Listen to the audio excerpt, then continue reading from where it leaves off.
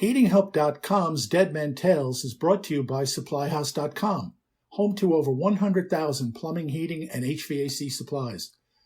SupplyHouse.com has everything you need this heating season, from replacement parts to expansion tanks and other heating specialties. They've got you covered. Pros can take advantage of SupplyHouse.com's Trademaster program to receive free shipping, free returns, exclusive deals, and a dedicated phone line. Their customer service and inventory can't be beat, so be sure to start your next job with SupplyHouse.com. Getting your parts on time won't be just a pipe dream. From HeatingHelp.com, it's Dead Men Tales. I'm Dan Holohan. I was thinking about how the things we take for granted came to be, and what life would have been like had they not appeared when they did. Take the lowly pressure relief valve, for instance. I know it's something you'd rather not touch when you're on a job because, as with everything else in life, once you touch it, you seem to own it. Unless you're feeling adventurous, you'll look at that lowly pressure relief valve and hope that it does its job if the boiler ever goes berserk. I was reading a magazine that is more than 100 years old the other day and came across this little story which I found delightful. Listen. The first safety valve was invented in 1681 by Denis Papin, a Frenchman who was born in Blois, France in 1647. He commenced his experiments on the phenomenon of steam in July 1676 at London under Robert Boyle, the distinguished Irishman who founded the Royal Society of London. About 1680, Papin brought out a little steam apparatus called Papin's Bone Digester for softening animal bones, for cookery, voyages at sea, confectionery, chemistry, and dyeing. England's Charles II ordered Papin to make a digester for his laboratory at Whitehall, and the invention excited much interest.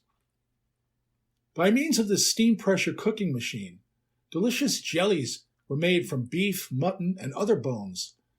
Enormous strength was needed in the machine to stand the high pressure generated, and Papin found that he could only make his machine successful by contriving a mechanical device that would release pressure at a certain point and thus prevent explosions. This he finally worked out during 1681 with the first steam pressure safety valve. With this valve, his machine could be used without fear. 100 years later, James Watt and others made use of his invention in connection with a steam-powered engine, and later, in the 18th century, James Watt and other inventors made use of a similar apparatus used for heating purposes. Papin was one of the great benefactors of the human race. Living in the age of Pascal, Newton, Boyle, and Leibniz, he partook liberally of the spirit of progress, which was a work in those days to free the human race of its shackles imposed by ignorance of natural laws, and may well be said that Papin builded better than he knew. He was both a prophet and executor of mechanical progress, and his memory is one of the sacred treasures of the power and low-pressure steam heating industries. So because the King of England liked jelly, we now have pressure relief valves. And isn't that wonderful? There's a sketch of the device Papin invented in that old yellowed magazine. The relief valve sits atop a big closed kettle. It is a long lever attached to a pivot point. There's a plug connected to the lever very close to the pivot point, and this sits in a hole in the boiler.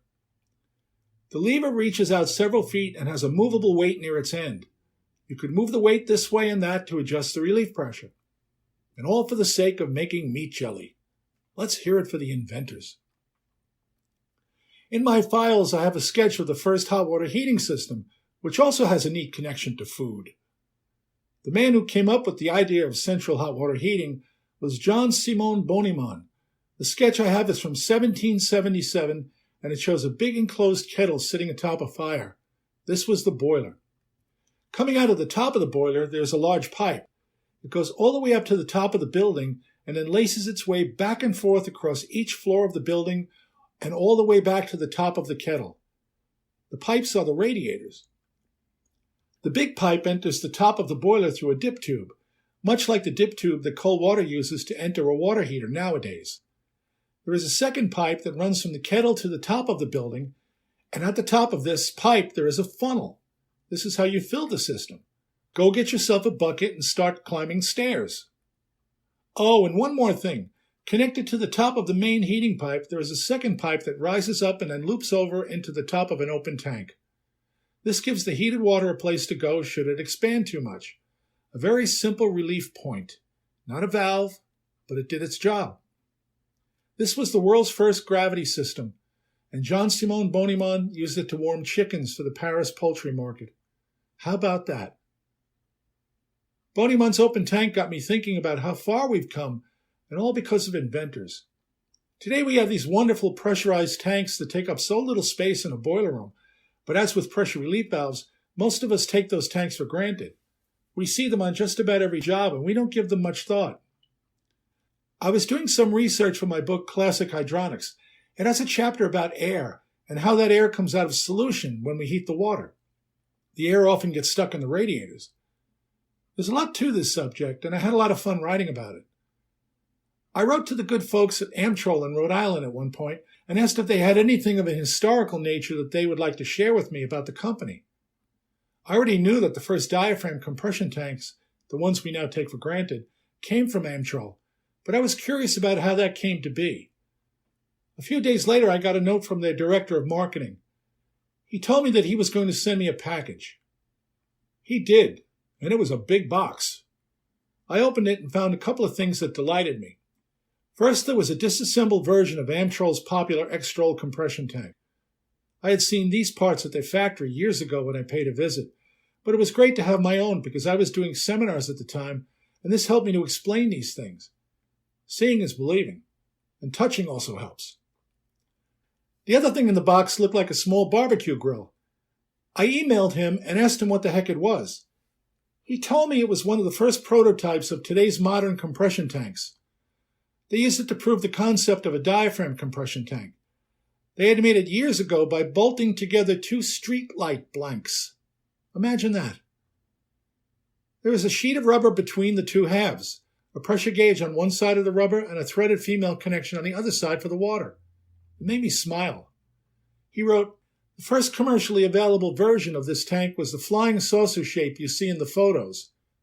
He had sent those as well. This had a formed rubber diaphragm trapped between two halves that we crimped to lock the tank together. This tank had legs welded to it so the contractor could screw it to the floor joist in place of the plain steel tank it replaced. As you know, our industry is slow to break tradition. For sure. If installers are used to hanging things on the ceiling, let's just go along with that.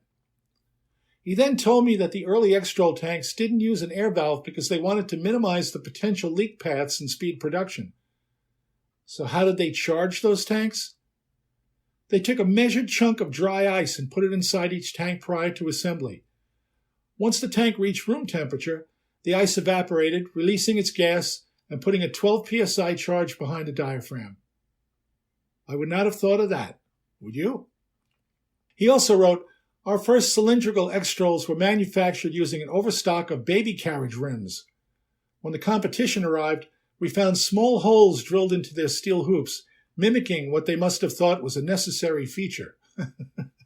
I think that's as delicious as Dennis Papin's meat jelly. Finally, he continued, in the 1960s, we developed the familiar deep-drawn version you know today, including the hoop ring attachment method. When a flat disc of steel is drawn under hundreds of tons of pressure into the domes you see in the samples, the strength doubles as a result of cold working. This results in a lighter and stronger tank. I get to ask a lot of questions in my work, and the thing that struck me about this man was how generous he was with engineering information, company lore, and how he answered every single question I asked, no matter how tough it was. He told me straight up without hesitating, and then he asked me how else he could help me. I admire this guy and this company. I admire his generosity, his honesty, his enthusiasm, and the pride he has in what his company is making. So here's to the inventors, then and now. And let's go get some meat jelly. Did you like that story? If so, please share it with your friends. And if you haven't already, please subscribe to this podcast. I have many more Dead Man Tales to share with you. And I appreciate you taking the time to listen. The listener is always more important than the storyteller. You see, I already know what I know. And now you do too. So pass it on.